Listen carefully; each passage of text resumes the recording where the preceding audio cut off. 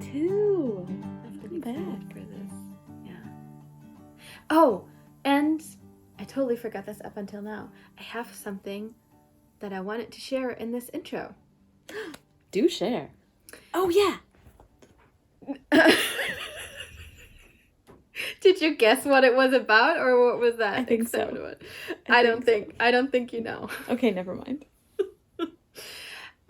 It was just recently my birthday, and my mom was here, and when she gave me the birthday cake she made me, she looked at the clock and started to say like, oh, by this time I was like, and then waved it off and was like, you've heard this story a million times. I was like, well, actually, since we did Megan's episode, I have been wanting to ask you about it and ask about more details, because I know now what details to ask about.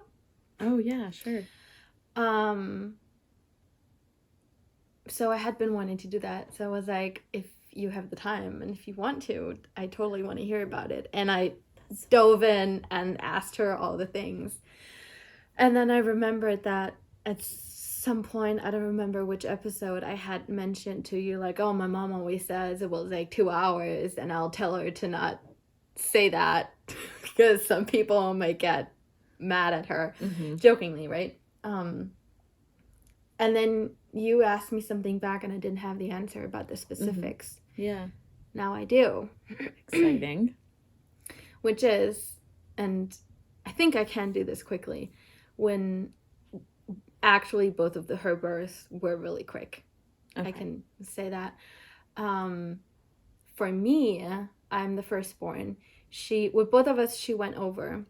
And for me, it was already so late. Past her due date, you mean, right? Yes. So she had been asked to come into the hospital every day to get checked. Wow. Once she passed her due date. So, and I think they had already scheduled an induction or something. Like, they were getting really nervous. She was totally fine. She was like, she's gonna come out when she's ready. Or they, I don't know if they knew the sex yet. So she, in the morning, went into the hospital to get checked, and they asked her to stay, and I think they were going to do an induction, but then things start now. No, they just asked her to stay. That's it. So then she slept in the hospital that night, and at 9 a.m. in the morning, the next morning, slept fine. At 9 a.m. in the morning, she started having contractions. I was born at 12:15. So yeah, that was actually that's some precipitous labor right there. Yeah. One thing also that I took away from this was like, oh, this was like, I get why you talk about it in so relaxed terms, because A, it was really quick, and she was generally chill about the whole thing. And you had a full night's sleep. And then that's lovely. Just gave birth, like did the whole thing within a day. Yeah. And the same thing happened again with my brother. He was born at 5:38 p.m. And for him, she was actually induced, which back then they did. I don't know how they're called in English, the things you put up your butt. Suppository. Okay, yes, that makes sense. She had one of those, and usually... Not in her butt. She didn't have it in her butt. Yes. Okay, go ahead. You know how you also, I think something that maybe you don't do anymore, but when I was a child, for like high fevers, the medicine, you would also put it up the butthole. And they did that for induction as well when interesting. we were born. So, same thing, like in the morning or something, she got there and they gave her the first dose, and they would have given her, like usually you get a second dose. She didn't even need that anymore. Yeah. Because like, then I think she got that at 11 a.m., the first one. And then in the early afternoon, contractions started, and then a few hours later, she had him. Cool. Yep. Man. Woof. Yeah. That's really interesting. Yeah. Yeah. I would love to hear more about that from her. I look forward to talking about her births when you have a baby. About my mom's birth when I have a baby? Mm-hmm. Okay. That's really cool. I'm glad you got to talk to her about it and got more details. That's fun. Yeah, me too. Yay. That's really nice. All right, should we get started? Let's get started. What are we talking about today? We are talking about, this was super timely. So my sister-in-law DM'd me a post on Instagram from the Gottman Institute, who are amazing. I love the Gottman Institute. I read the 7 Pillars for Making Marriage Work, I think it's called, before I got married, or right after I got married, based on the recommendation of a friend, and just have since then loved everything that the Gottman Institute really puts out. So, and I think they reposted this from someone else, but we'll reference the original post in our social media when we put this up. And possibly in the description as well. Is that a thing that we do? Yeah. Well, unfortunately, you can't link a post. But we can link their site, Yeah. What I profile. did last time is I linked the profile and then I said on which date the post was. And then in our Instagram stories on the day that the episode goes live, we can share the post directly. Okay, super. So it looks like it's by Melissa Medjuck. And it's basically like, these are the things we did talk about before we had a baby. And these are the things I wish we talked about before I had a baby. And it just really was spot on. And I've got some, many and various thoughts on it. But I thought it was really appropriate because Hanna is having pre-baby conversations. And I'll let you talk more about that. Yeah, what I thought was funny when I saw this is that most of you won't be surprised that I already have an extensive list of things I want to talk about before we have a baby.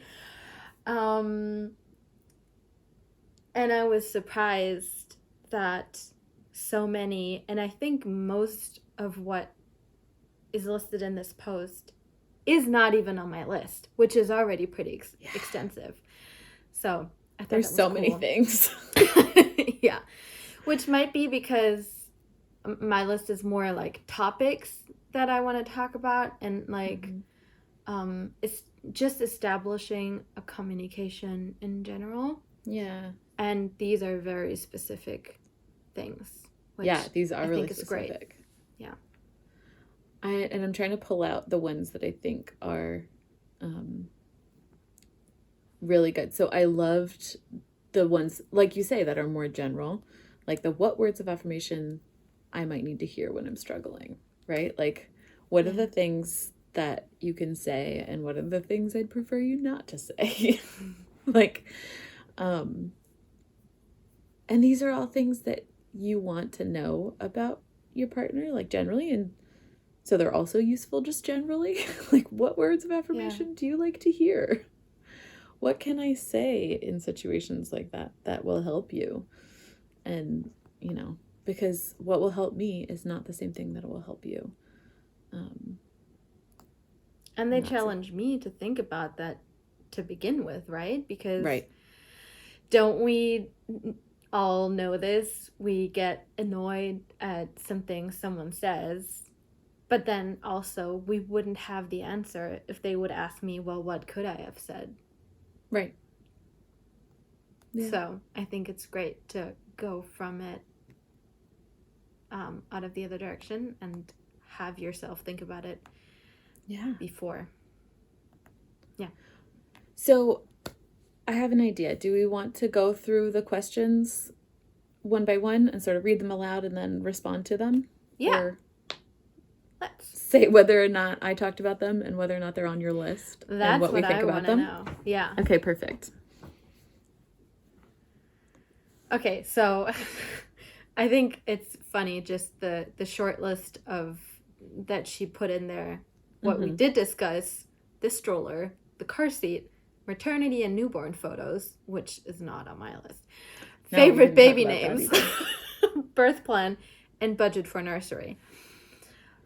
We didn't talk about budget for nursery because we didn't really have one. We didn't spend a lot of money. Yeah, that's not on my list either because... But we did buy a rug. We bought a rug. I bought curtains. We got a crib secondhand from someone. And we bought a rocking chair. So I did talk to him about spending money on the rocking chair that I wanted. And we planned how that money was going to, where that money was going to come from and how we were going to spend it. So I guess that's not true. We did kind of talk about it. Yeah. Yeah, and we have also somewhat talked about this, and it's just more laid back because we are of the same opinion, and which is great that we talked about it and found out that we are of the same opinion that right. we don't really need many things, and like pretty much have everything that we need and can just change the function of some furniture that we have to serve the new need. Yeah, rock on. So, yeah. Okay, and then for the more extensive list of things that they didn't talk about. Yeah.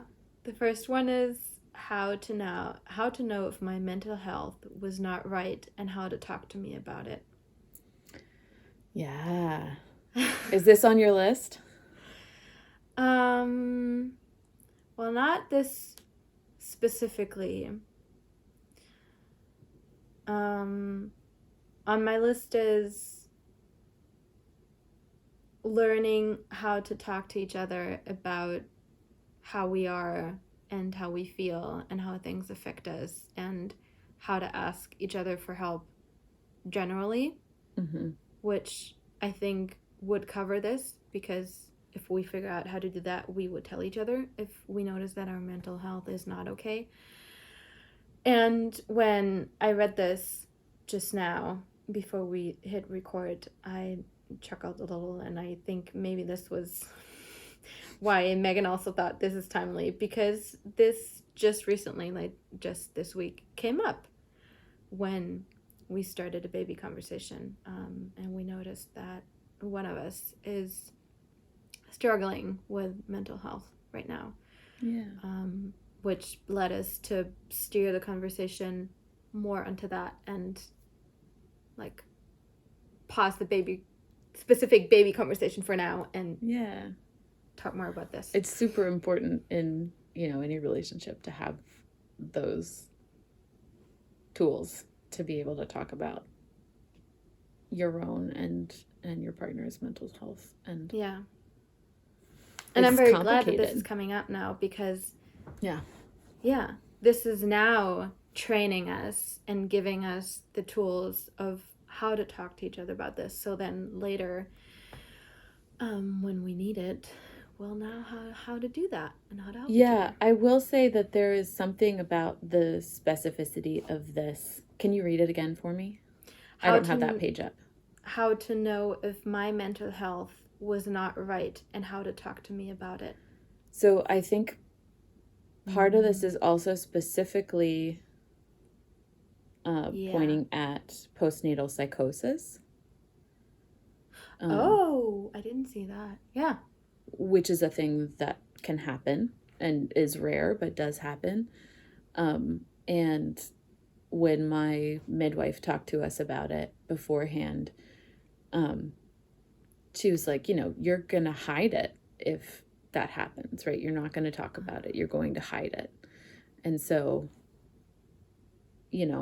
she told Hunter,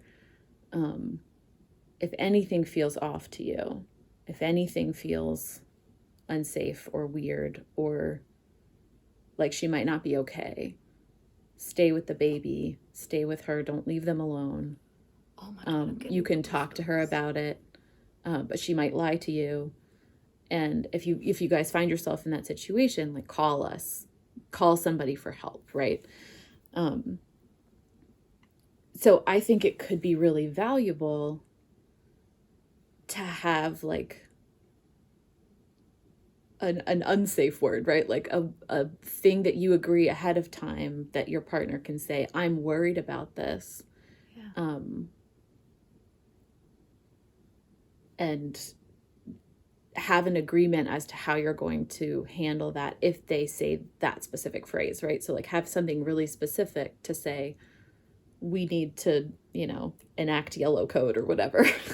Yeah. That's a really dumb one, but whatever works. And I think that could be really valuable, because if you are in that situation, just saying, I'm worried about you, you don't have pre-agreed upon actions that entails. So I think that's really cool and really important. And I do wish we had come up with that. It ended up not being necessary, but I think that's the specificity of that one I really like. Yeah. Yeah. I like what you just said.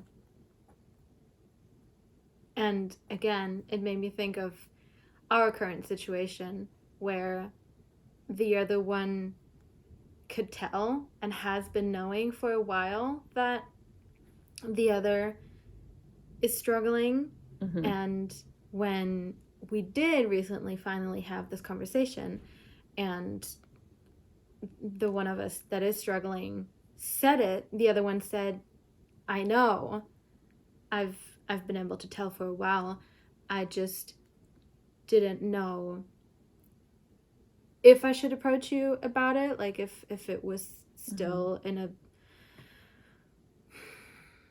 Yeah, you didn't have a framework and approach how, mental health, and building that up is and part how I of would the process you. that you're going through now. So like what you said, to figure out a set of words, or even like what you said, a specific phrase that is gonna make the other one feel loved and saved and taken care of, and not triggered or pointed out. Well, and even if it does, that there is a list of steps, there's a list of actions that comes after that, right? That everybody's agreed on ahead of time. So cool, I like that. Not that it still couldn't be difficult or complicated, and obviously everybody has to do the thing after that, but I think that's a really valuable tool to have. Cool. So what's the next one? The next one is how parenting duties will be shared, listing out which responsibilities you'll each take on, and breaking down duties in detail. Yeah, I think this one is too specific for the kinds of conversations that Hunter and I have. I think it would be really hard, especially before this is our first baby. So before you have a baby, to list out all the responsibilities and how you're going to divvy them up, I think it's pretty much impossible. But obviously having conversations about responsibilities and how those will be shared. And I think we did talk about a couple of specific things. And we talked about what other people had done that we knew. But it's definitely been a learning curve to continue to have that conversation with the baby, and as the baby's needs change, and as our needs change. This whole year has been a roller coaster. So divvying, like, we've been in isolation for 2 weeks, and so we had to renegotiate how we share baby duties, and what our needs are for work, and what our needs are for Hunter's schoolwork, because he's in school right now, and also taking care of an 8-month-old is exhausting. And So how to take care of our physical and mental needs is a constant renegotiation, I feel. We've gotten better and better at it with more practice, so that's good. Yeah. Cool. Are you going to come up with specific divvying? Is that a thing that would work for you guys? This was in some form on my list and definitely on my mind. And I had planned and even have to some extent talked about this with him somewhat. I agree with you that we can't before know what it's really going to look like. But I have tried to just bring up scenarios and like ask, how would you want to handle this? How would you want to do this? Yeah. So yeah, I have wanted to do this and talk about it very specifically. Cool. And part of that is getting him more in the practice of more comfortable of saying those things, because I have gotten pretty good at saying what I need and asking for help. And that has come into place.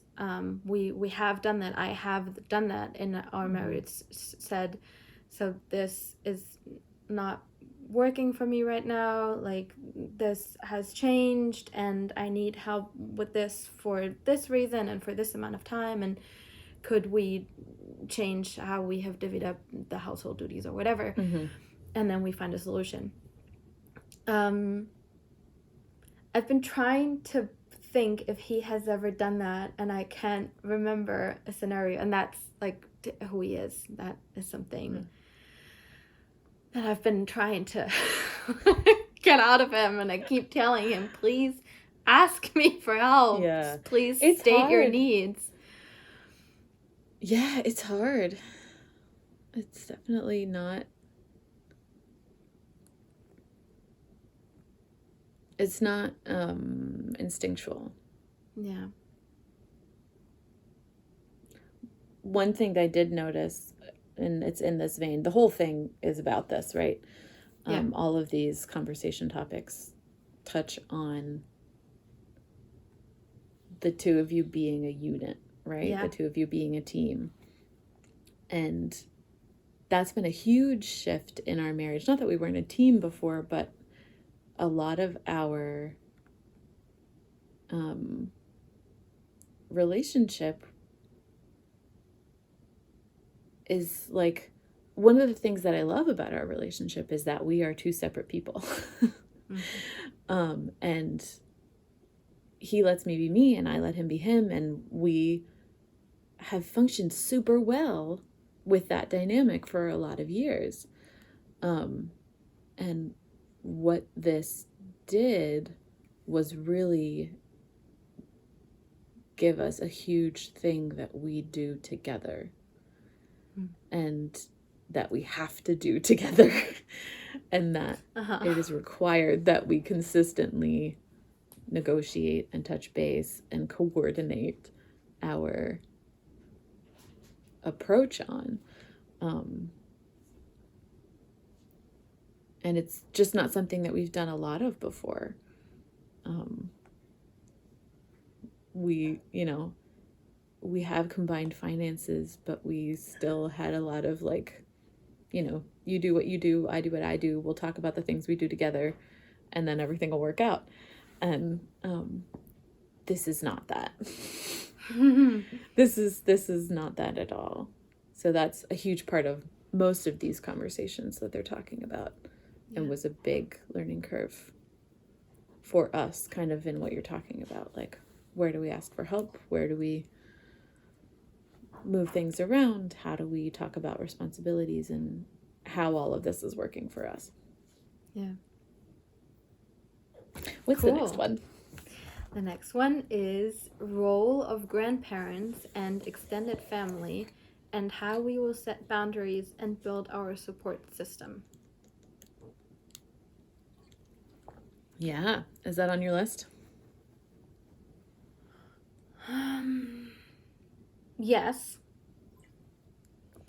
And also one of the things that we have in parts talked about.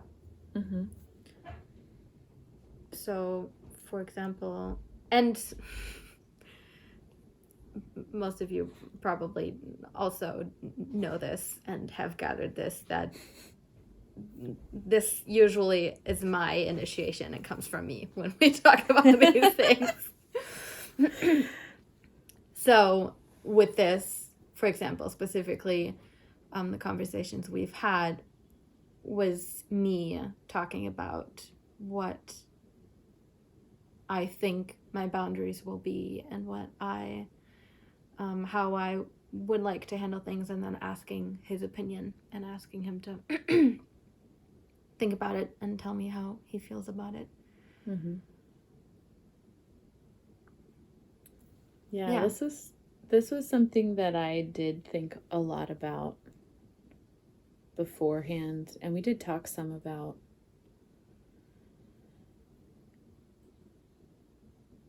and I'm starting to repeat myself, but it's an ongoing conversation. Yeah. I think all of these are ongoing conversations. Yep. Which we'll get to. But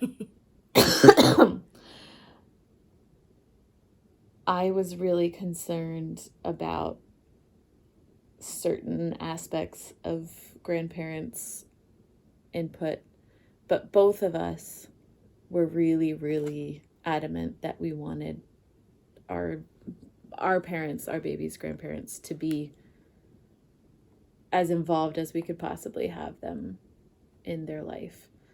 And we both have good relationships with our parents, and are really grateful for those, and have good relationships with our grandparents, and have had relationships with our grandparents, and we're really grateful for those. So it was a pretty easy conversation in terms of how much, and then I got really nervous about different styles of things. And what I've sort of learned along the way is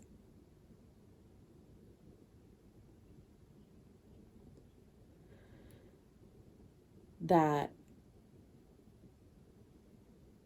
one, I have become more comfortable standing up for my baby. And then also, because I was afraid of, like, well, in this household, this happens, and I wouldn't want that. And then in this household, this happens, and I wouldn't want that to happen. And it's just kind of, I say, hey, I don't want that to happen. And then it doesn't happen because our parents are lovely people, right? Like, our parents are very cooperative and understanding and interested in what's good for us and what's good for the baby. And so they've just been really wonderfully loving. And I'm sure that there will be instances where there's conflict around that, but I think that both of us had the experience of going to a grandparent's house and not advocating for the baby, and the baby ended up overtired and crying and all of the things. And then we just learned how to do it. And I don't know that we could have talked about that specifically ahead of time. Yeah. I think that part of that is experiential learning. But I do think it's a good idea to have conversations about that ahead of time. Not necessarily about what you're going to do, but about maybe what your fears are and what your concerns are. Yeah. And like you say, what your boundaries might be. But yeah, so far so good. Knock on wood. Yeah. I think once he can talk and has more opinions, we'll have a whole new conversation. Yeah. Yeah. Okay, the next one is how we will cope with night wakings and sleep deprivation. Mm-hmm. We have Do you have a not solution talked for about, that? yeah, we haven't talked about this one yet. And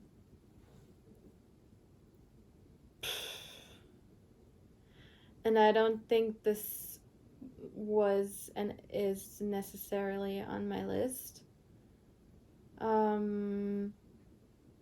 How we will cope with night wakings and sleep deprivation.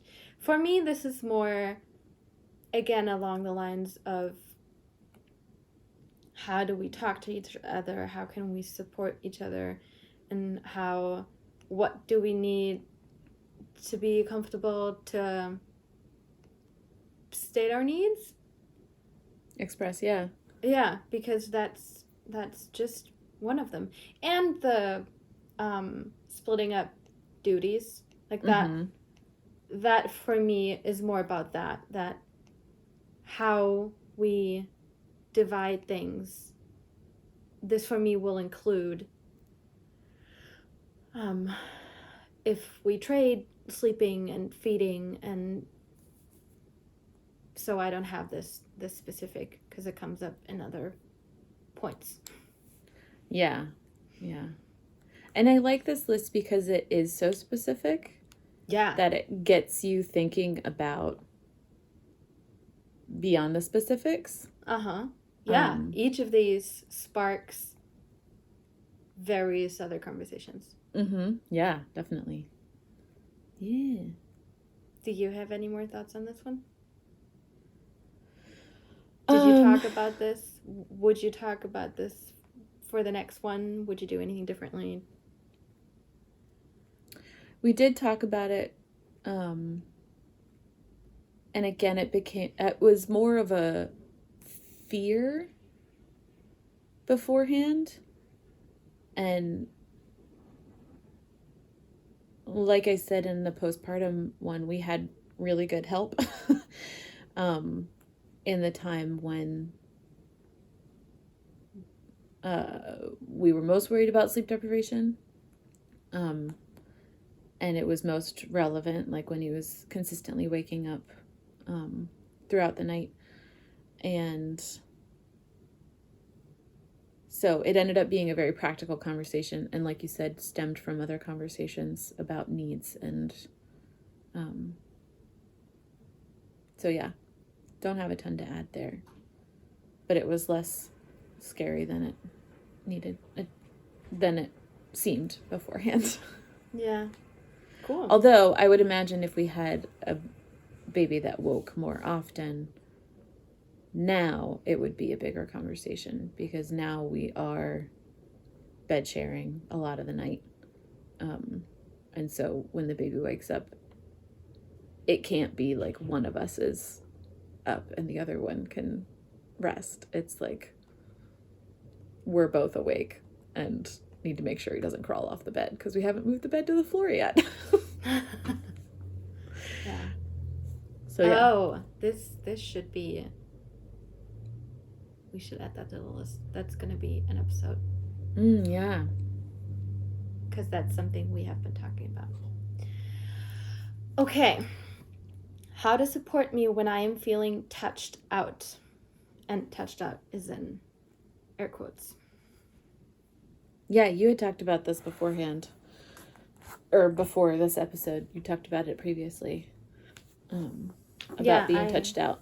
Yeah, I asked you about it in the postpartum episode, and you said that you hadn't experienced that. Yeah, I wonder if it's more of a thing with toddlerhood. Or, obviously with people that have lower thresholds on touch than I do, which is most people. So it's not something that we've talked about. What I did think of after we had that conversation was the idea that the touch I have with the baby is for him, and what I need is touch that's for me.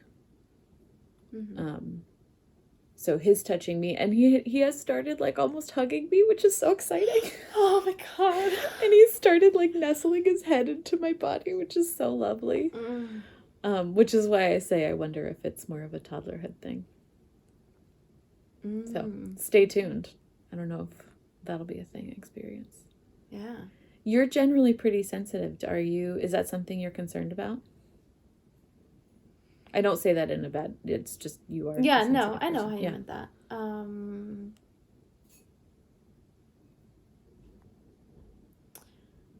I'm not concerned about it.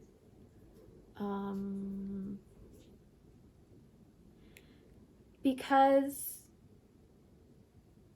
again, for me, it's just a thing of us working on our communication. And this is something, like this specifically, is something that we have down. Good. Well, Mateus just knows. Like, he can tell. I usually don't even need to say it. Well, with each other, that rarely ever happens. And if it does, it's not because I've had too much touch, because I can't get too much touch from him. It's not possible. I like to quote Megan. She said to the photographer on our wedding day, yeah, they're never not hugging. Which is I like to quote that because it's a perfect statement of, like, it describes us perfectly. So generally that doesn't happen with him. If it does, if I don't want to be touched, it's because I am on sensory overload of other reasons. And if that is the case, he is usually able to tell, because there are enough signs and he knows me. But we have actually had situations when, as he was touching me, I just noticed then in that moment that I was on overload. And then I told him, and that was fine. Yeah. So we have that language for that. And yeah. End of story. Cool. Rock on. Yeah. All right. Budget for mental health support and postpartum doula support. What you got? That's definitely an important thing to talk about. And like we keep saying, I think it's an important thing to talk about generally, your budget for mental health support. But especially if you've never needed mental health support otherwise. Yeah. I think that's definitely something to open the conversation around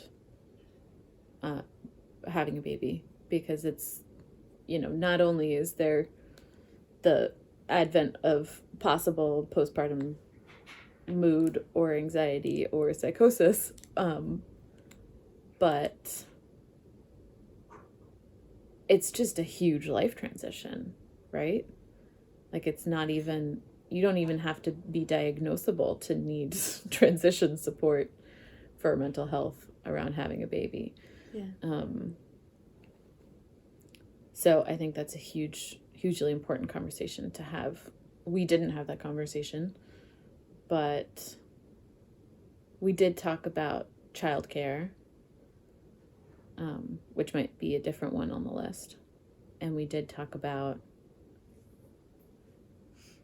postpartum doula, again, because my mom was here for a long time, doing postpartum doula-y things. Not the processing support, but the household stuff. And so that wasn't something that we discussed, but we did heavily discuss, like, how are we going to have help? Who's going to help us? And that wasn't a super long conversation, but it did require conversation. And these don't have to be super long conversations. That's part of it too, right? Yeah, hold on. No, it's still recording now. Okay, good.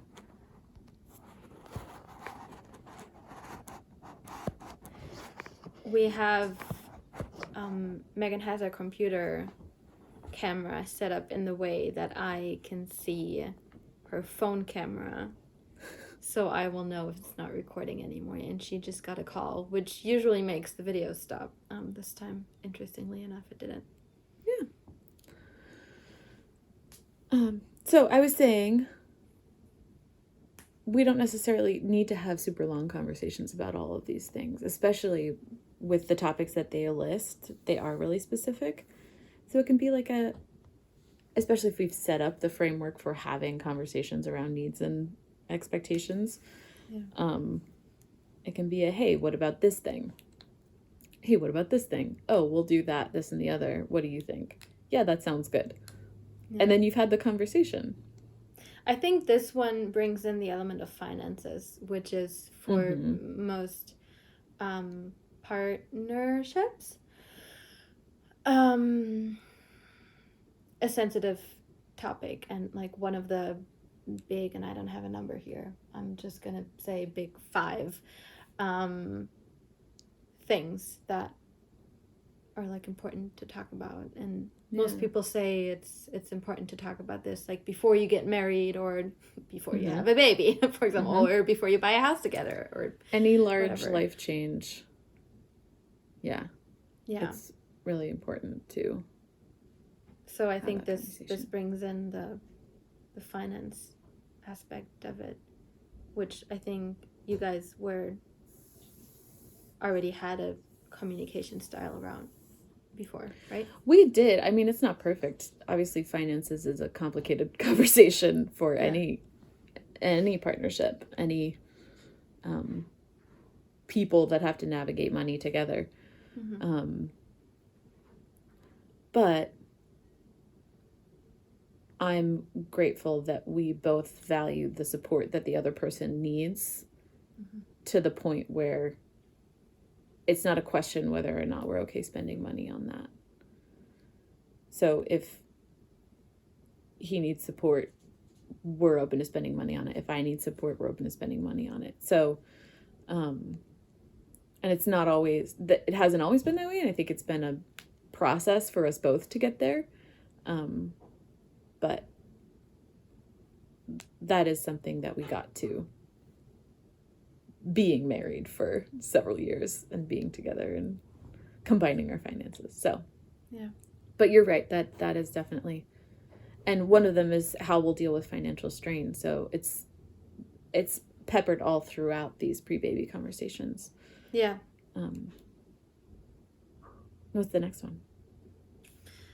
The next one is thoughts on co-sleeping, sleep training, and crying it out. Yeah, this is a big deal. Because depending on how much you've been exposed to babies and what your parents talk about and what your grandparents talk about, like if you have a lot of babies in your family, people have opinions on this. Right? Mm-hmm. And if you've grown up hearing those opinions, then you will also have opinions, whether or not they're informed, or whether they're just informed by the people you trust's opinions, which is, kind of how opinions work. But yeah, no, this is definitely an important thing to talk about. We didn't talk about it very much, but we did talk about how we were going to deal with our baby, and so I kind of knew what he thought about it, and I'm pretty sure he knew how I felt about it.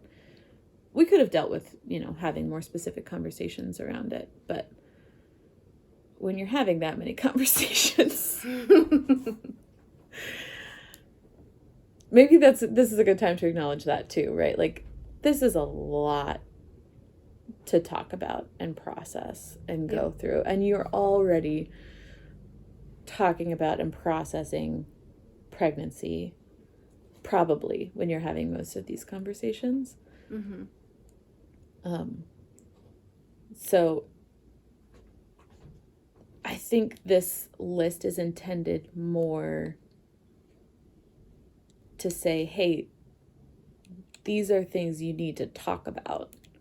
Not necessarily you have to talk about them before the baby comes. And if anything on this list like sparks that could be a pain point for us, I think that's I think those are the things you really want to talk about before, and get cards on the table before there's an actual baby there. Yeah. Whatever makes you uncomfortable when you read it or hear it, that's where you need to dig. Yeah. Ooh, this next one is really interesting. Can I read it? Yeah, please. The next one is how to support my postpartum body with body positivity or body neutrality. Is this something that made your list? No. Is it something you feel is important to talk about? Maybe I should just talk for myself instead of asking you questions. No, that's okay. No, because I'm not worried about this. Because I feel very... like, he's already giving that to me. Yeah. Cool. Yeah. That's good. I wanted to say that differently, but I couldn't find the words. So I'll leave it at that. He's already supportive of your body positivity and or neutrality needs. Yeah.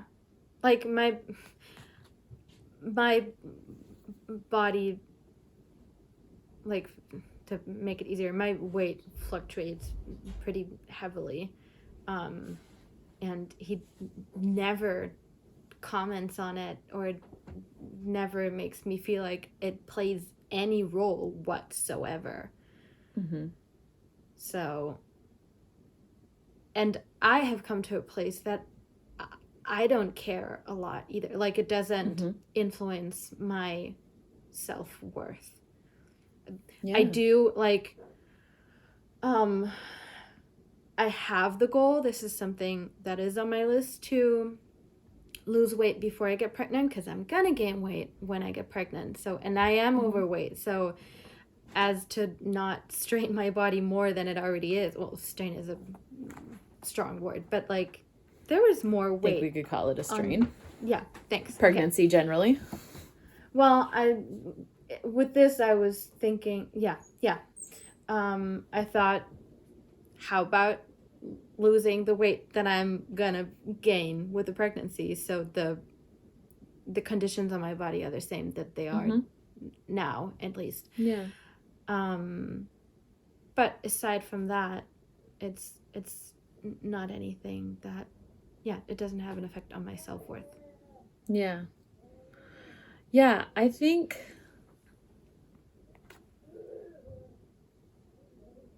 I hadn't been in a position where I needed outside input about my body. I got to a really good place where I was completely comfortable with where I was. And hi, baby. They just walked in the room.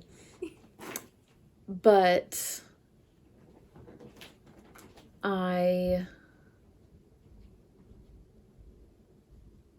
in pregnancy, the first thing to happen was my boobs got bigger. And I'm very well endowed to begin with. So that was kind of frustrating. And then I also ended up at the end of pregnancy getting a lot of stretch marks on my abdomen. And so there was a lot of physical change that was unexpected and something that I then had to readjust to. And so I think talking about, if you want input, if you want outside outside interaction with that part of your process, right? And that's the conversation to have too, right? I don't want input, or I do want input. I don't want, like, your version of him supporting you is him not commenting at all, right? Yeah, I guess the neutrality part of this. Right, the neutrality. And I think if you do anticipate, or even if you don't anticipate, having trouble processing that, or having to actively work on maintaining your body positivity or body neutrality. For me, that was really easy to do in pregnancy and is more difficult to do in now after being pregnant, because I'm still here with this brand new body that is totally different from the one I had before. And it's not totally different. It's actually pretty similar, which is exciting, but there's big parts of it that are different. That wasn't unexpected, but my feelings around them are somewhat unexpected. So I think talking about how you interact with each other's bodies and what that looks like when someone is really happy with their body, and what that looks like when someone's not as happy with their body, or is in a process of renegotiating how they feel about their body and renegotiating their relationship to their physical self, is a good conversation to have.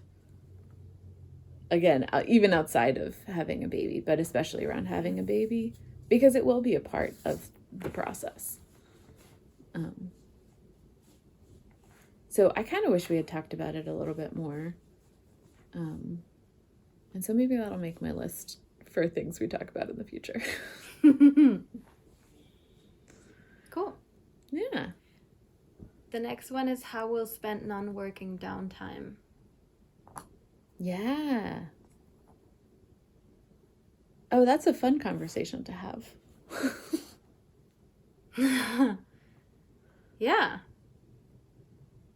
And I think it plays back into the conversations, the needs and requirements conversation. Yeah. And I just thought that this could potentially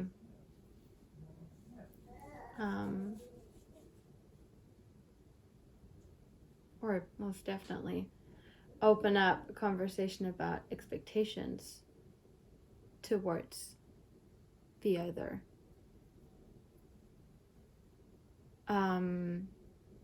Tell me more about that. So when I started thinking about this and how this could look like,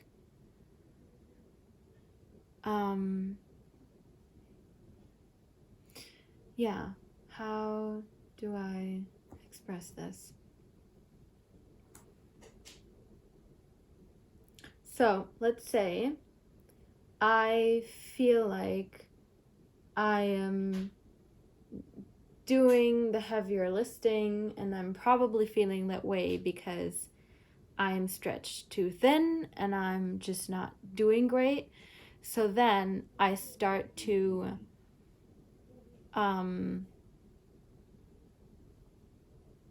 have feelings about my partner having free time. And like I see him, he's not working, he's not doing any housework, he doesn't have the baby, and he's, doing whatever, reading a book, watching YouTube, whatever.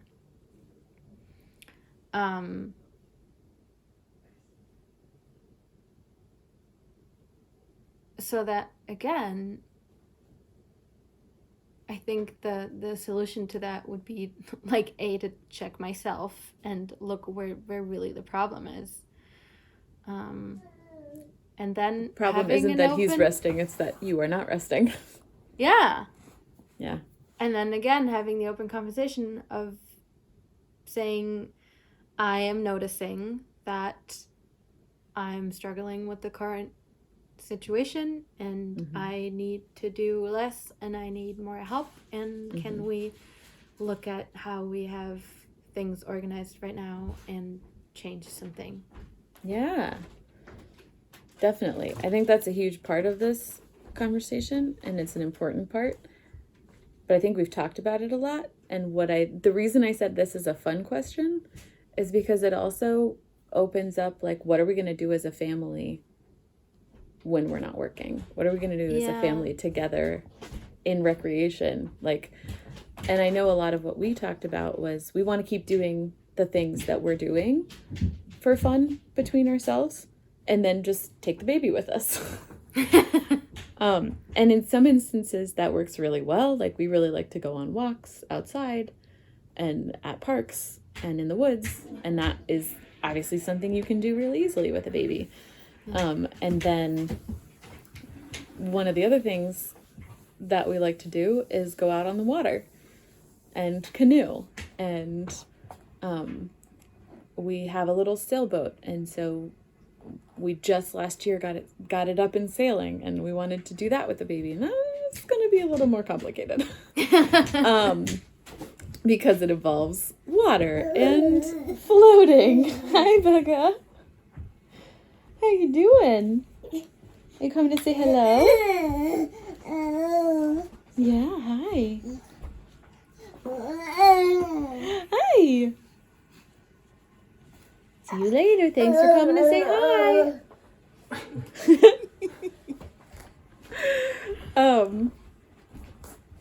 Yeah, so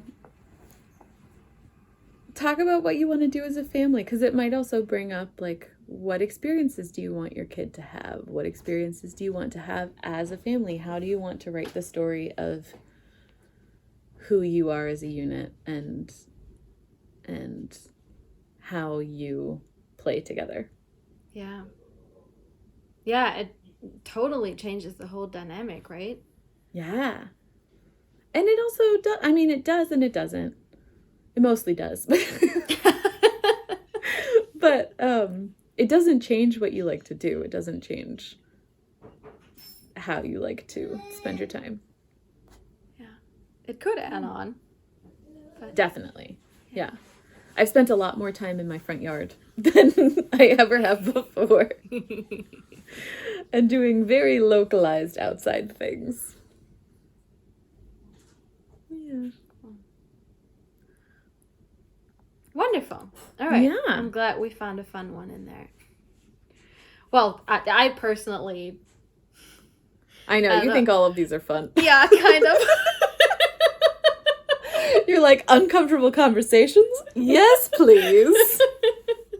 And it's not that intense, but mostly yes. It is. There's a voice in your head that sounds like that. I know there is. Yep. Yeah. Yeah. There definitely is. Mm. Okay. How to support me if breastfeeding is challenging? Did you have that conversation before? No, not really. And I don't even know what that would have looked like. Yeah. And I'm really grateful that breastfeeding wasn't that bad. Although when it was, we had, a week or two of it being really difficult. He was great. And it was the same way that he supports me when anything else is difficult. And so that didn't need an extra conversation for us.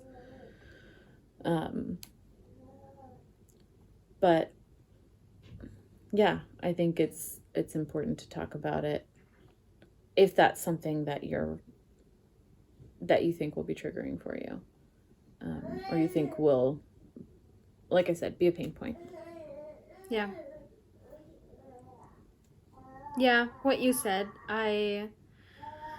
it's not on my list because I don't know how it could be and how I would feel if I have those struggles. So I can't think of, like, I can't draw up these scenarios and have examples of, I think this is how you could support me. Right. So I agree with what you said, that how he generally supports me. And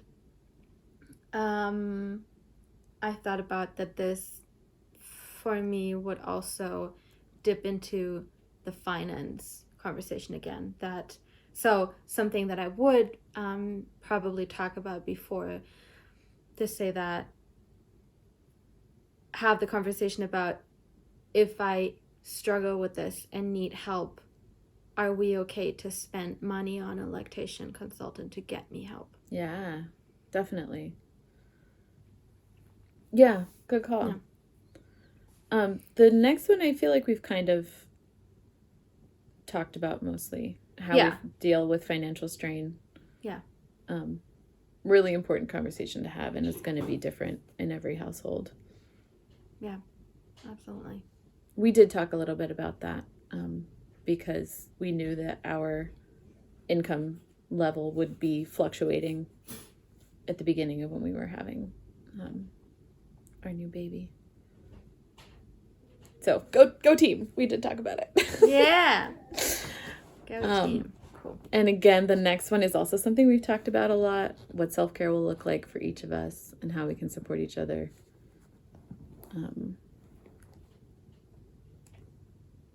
Stop me if I'm going too fast. And then how to support me when my expectations and perfectionist tendencies aren't serving me. That one sounds interesting. That one sounds like you're expecting them to check you, which is possible. Yeah. This one is important for me. Oh, good. Yeah. I think for Mateos to check me. Mm-hmm. Was that on your list before? No. Rock on. You have something to add to your list. And I think he does already. Okay. Good. How to support me when my... Do you feel like it will be more... Do you feel like it'll be a different level of... Because this is definitely true for me, right? So for myself, I can have like... I'm pretty good at regulating my own expectations of myself when it comes to stuff about me and for me and like work and household and all the other stuff. I have moments, but when it comes to the baby, I have much higher expectations of myself. Mm-hmm.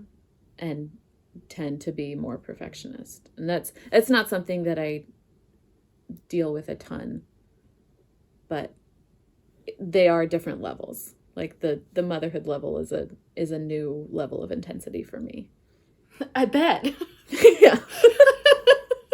Yeah, it's slightly obvious, but is that something you expect to be more difficult or? Yeah. Yeah. And also, this has already... I've already been able to dial this down, too. Oh, hooray. However, I am aware that all of that might go out of the window once this situation is here. Yeah. But I still think it's going to be helpful that I have before looked at that and worked with that and already done this process of checking myself and leveling it down and coming to a realistic and doable approach. So then maybe when I need to do that again, it can be a little bit easier because I have done that before and I have the tools. Yeah. And that Mateos has been a part of it before. And so then he can continue to be a part of it in a way that won't feel new and more pointy. Yeah.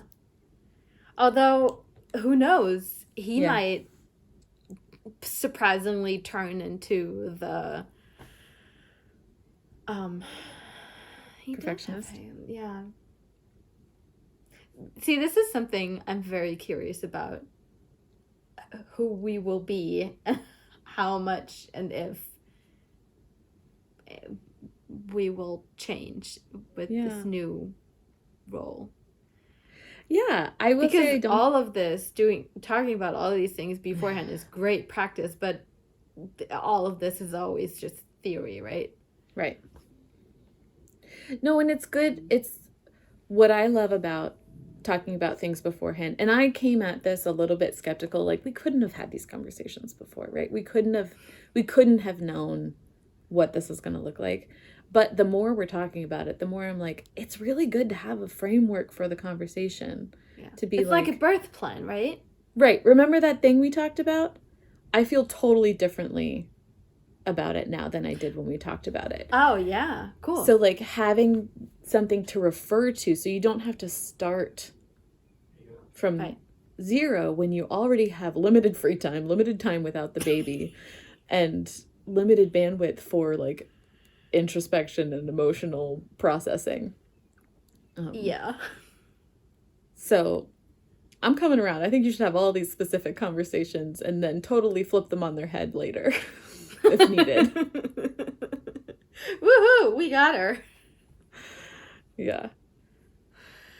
All right.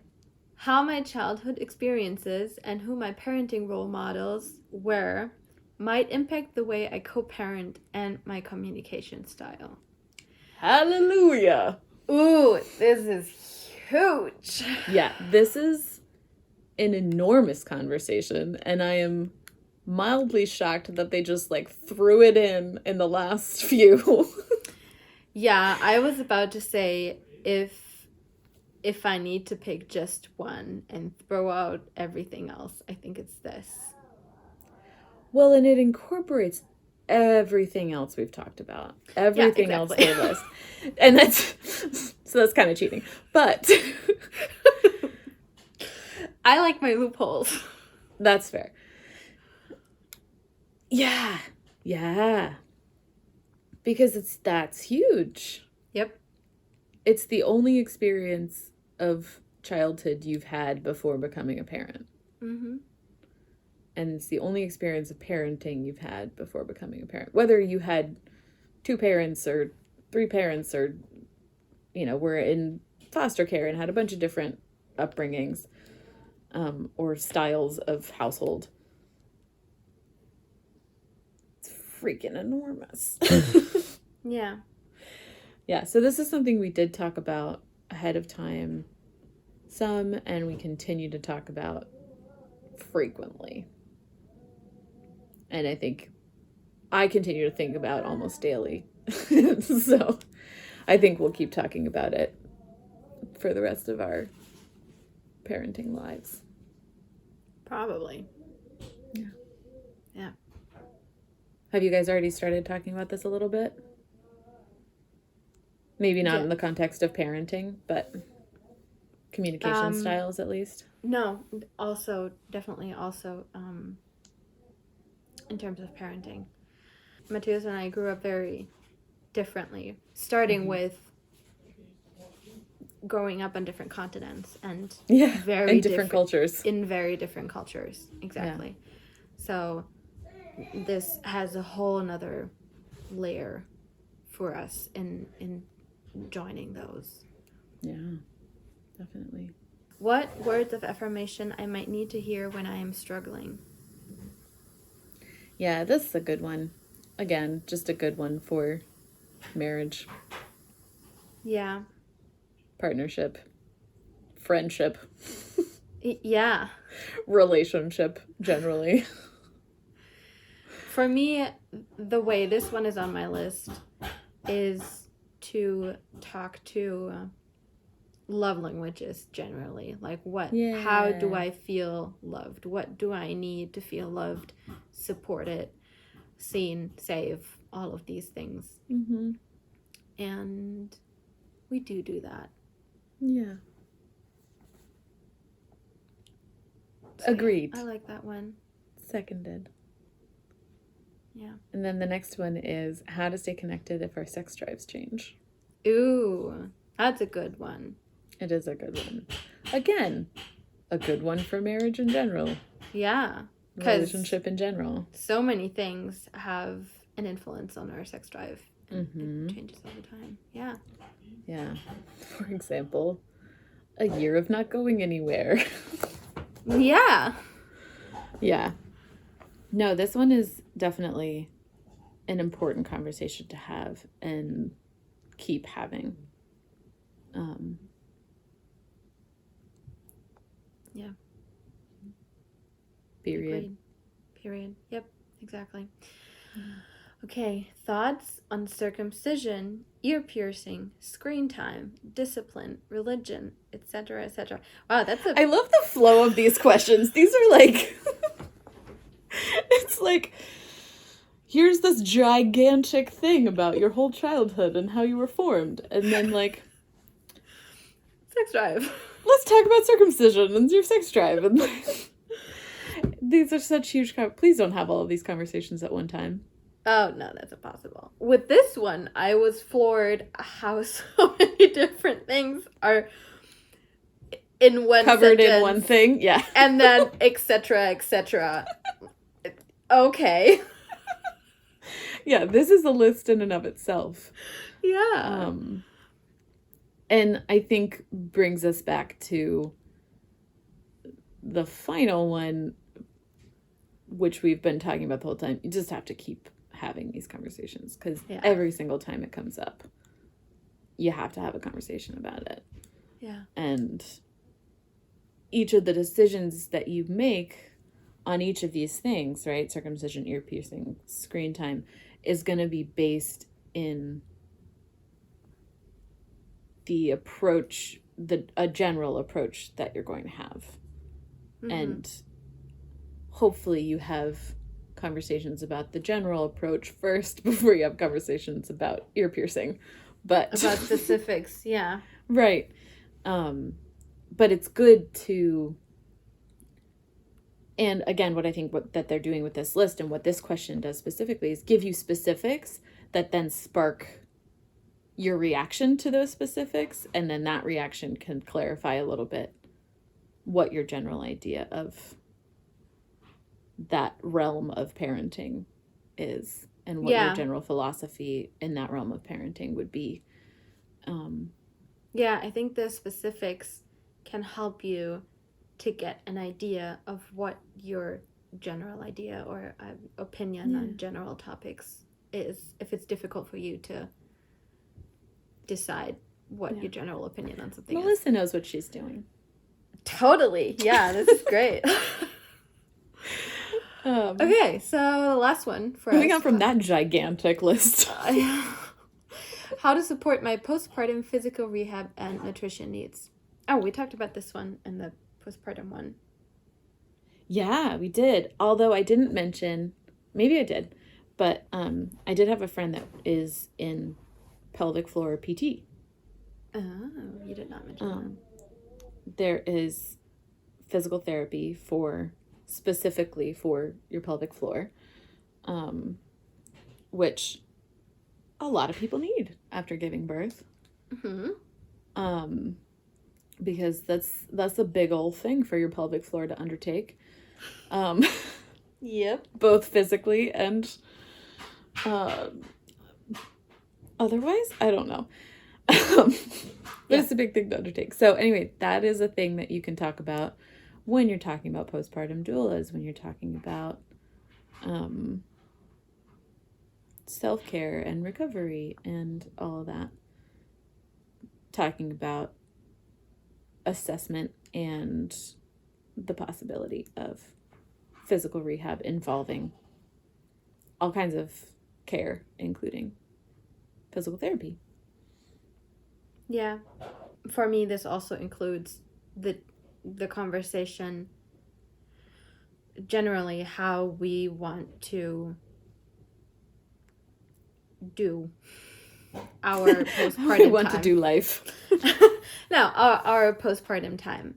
Right. How will we have outside support? Who would that be? What will that look like? Who will do what? What mm-hmm. do each of the members in this scenario need? Mm-hmm. And so on. Which is why I said we talked about this in the postpartum episodes. Yeah, and especially talking about the nutrition stuff. How much food do we want to have made ahead of time, and how much especially like in your case, you're going to want very specific nutrition options.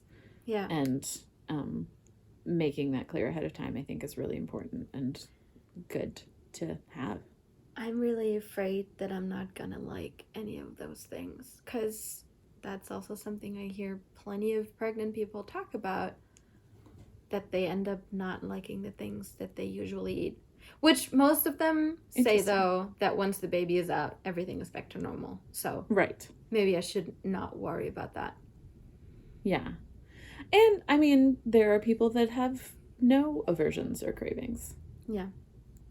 Like, the only thing that came up for me was I didn't want to eat tofu at the end of my pregnancy, right? And that was because I ate too much tofu one night and threw it up. Oh, that's right. I remember. So, like, that was and literally that's the a only very thing. normal thing. Like, outside of pregnancy, even. You overeat something and then you don't want it. Right. Yeah, fair. I was going to say, I don't overeat to throwing up very often. No, I didn't mean that. No, that was only because my stomach was smaller and I was hungry and it was tasty. Gross. So yeah, you might not have that issue at all. Yeah. But you might also have that issue. Yeah. And then we'll deal with it. It'll be fine. Right. Okay. And then the pièce de résistance. How to make this an ongoing conversation that we revisit regularly because our opinions on these topics may shift. Mm-hmm. Oh, I want to emphasize that last part. Yeah. Definitely. Opinions change frequently. Yeah. Around here.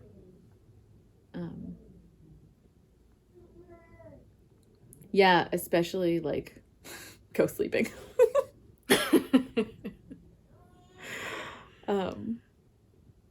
Yeah. Yeah, I mean, all of these are just things you have to talk about consistently. And so hopefully having starter conversations when you have time for processing, whether that's before you're pregnant, like you want to do partly, or before you have the baby, or before the baby is moving a lot, or before your postpartum help leaves, or, you know, whenever you have brain space to have these big conversations, to start these big conversations. You don't have to come to all the conclusions at one time, right? And that's part of continuing an ongoing conversation. So, I mean, for some people, this could be like setting a date to have a big conversation once a week during pregnancy, or, you know, twice a month during pregnancy, depending on your brain space. Or, you know, just going at it as you're able. Yeah. I've tried to implement that. Hasn't. Yeah, it doesn't seem like it doesn't seem like it would work in our case either. Although I will say, I wish we would have been able to do some pre-baby marriage counseling. Mm-hmm. And we had planned to do that, and then through a series of events, it didn't happen. But for us, but we did premarital marriage counseling, and that was a really helpful way to force us to have big conversations, in a way that didn't feel like I was bringing up a problem or he was bringing up a problem. It was this outside person who is an expert in relationships prompted us to have conversations. Yeah. And asked us how we thought about something in front of each other. And then we had to talk about it. So if that's something that's possible in your relationship and you think might be useful, highly recommend. But yeah. I love that you threw that in there, because that, I think, is a great tip for someone who finds it difficult to have these conversations, start these conversations up in their relationship. Yeah. Or if you feel like one person is always starting the conversation. Yeah. Which I think is a pattern that a lot of people get into. Or at least in my experience of talking to folks, that's what I've heard a lot of. But yeah. This is cool. And thank you to my sister-in-law for sending it to me. And